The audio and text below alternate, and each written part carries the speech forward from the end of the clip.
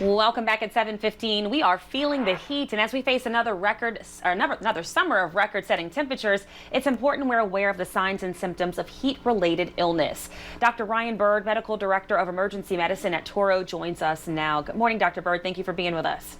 Good morning. Thank you for having me. So let's start off with this. I know people assume, oh, someone's having an issue in the heat, it's heat stroke, but there is more than one heat-related illness. There's heat stroke and there's heat exhaustion. Talk about the similarities and the differences between the two. Absolutely. So when you're outside in the heat and things start to progress, start to sweat, the initial presentation is something called heat cramps, right? So you start to get the cramps in the legs, cramps in the belly. And then that can progress, if not treated, to heat exhaustion. Heat exhaustion, the skin gets cool and clammy, nausea, vomiting, definitely worsening symptoms.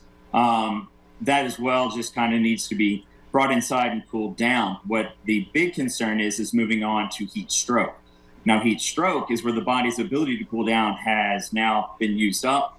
The skin is dry. You get super hot, heated even over 103 degrees internally. You can get confusion, loss of consciousness. That is where 911 has to be activated immediately. And that's what I was going to say.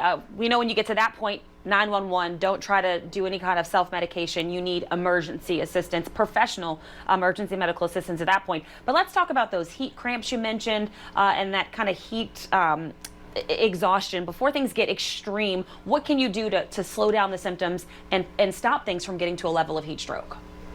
So number one is just make sure that you do things in moderation. If you're going to be outside doing that, if you start feeling these symptoms even early on, you want to get immediately inside and cool down. Air conditioning, you want to drink water, you want to drink sports drinks, rehydrate, loosen tight-fitting clothing. Those are the things, kind of similar treatments for heat cramps and heat exhaustion. Obviously, it's a little bit worse if you do start with nausea and vomiting. That's when you want to seek medical attention because you're not able to rehydrate.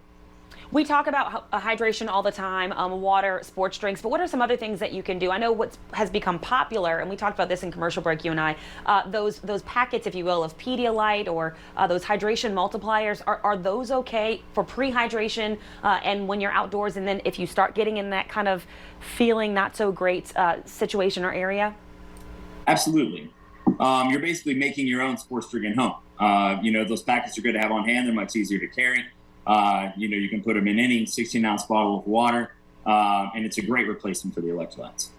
Anything else you need people to know? Again, it's been a few months since we've had temperatures that we're feeling this morning. It kind of throws you off guard when it first comes back, these summer temperatures. Anything else you need people to know to keep themselves and everyone around them safe? Absolutely. So, anytime you get the extreme heat warnings out there, it's very important to not be outside doing strenuous exercise, strenuous activities for long periods of time. Take breaks, come inside, cool down.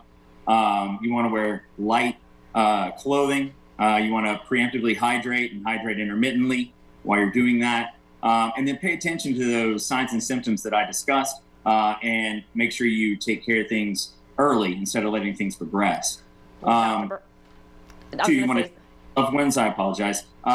really, really importantly, no matter what, no matter how amount or any amount of time, do not ever leave children or pets unattended in hot vehicles. And that is a really important note to end on. Dr. Bird, thank you so much for your time to help keep people safe during these hot summer months. We appreciate you. Thank you.